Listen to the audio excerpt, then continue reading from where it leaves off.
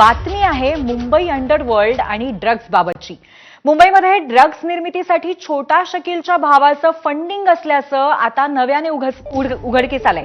Mumbai crime ब्रांचकडे छोटा शकीलचा भाऊ अनवर विषयी मोठी माहिती हाती आली आहे। ड्रग निर्मितीसाठी डी कंपनी पुन्हा सक्रिय झाल्याची ही माहिती आहे।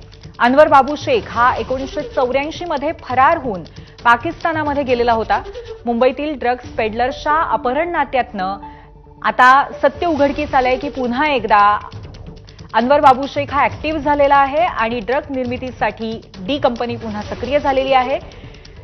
अनवर विषयी जी माहिती आलेली आहे त्या अनुषंगाने छोटा शकीलचा भाऊ अनवर हा ड्रग निर्मितीसाठी मुंबईमध्ये फंडिंग करतोय अशी माहिती क्राईम ब्रांचच्या हाती आली आहे।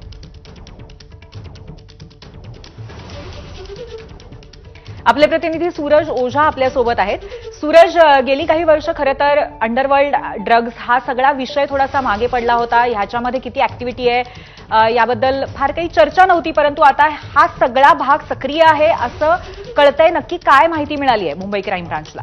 नक्की मुंबई क्राईम ब्रांच एका केसची इन्व्हेस्टिगेशन करत होती। किडनॅपिंगची केस होती आणि ज्यावेळी ती केस उघडकीस आला त्यावेळी एका आरोपीने त्याच्या स्टेटमेंटमध्ये सांगितलेलं आहे की ज्यावेळी किडनॅपर्सने त्यांना किडनॅप केला होता आणि त्यांनी त्यावेळी सांगितलं की ते लोक छोटा शकीलचा जो भाऊ आहे अनवर त्याच्यासाठी काम करतायत। अनवरने हे पैसे ड्रग्ज बनवण्यासाठी दिले होते आणि तो पैसा ड्रग्ज जेव्हा तयार होतो तो ड्रग्ज विकण्यासाठी सलीम डोला हा पण एक वॉन्टेड आरोपी आहे, दाऊद गँगशी संबंधित आरोपी आहे।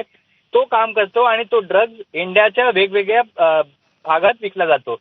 तर हा जो स्टेटमेंट आहे खूपच गंभीर असल्याचा स्टेटमेंट आहे।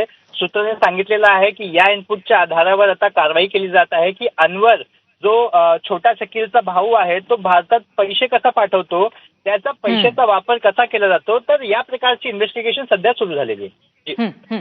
धन्यवाद सूरज आपण दिलेल्या माहितीबद्दल। एक छोटासा ब्रेक घेतोय, पाहत रहा एबीपी माझा।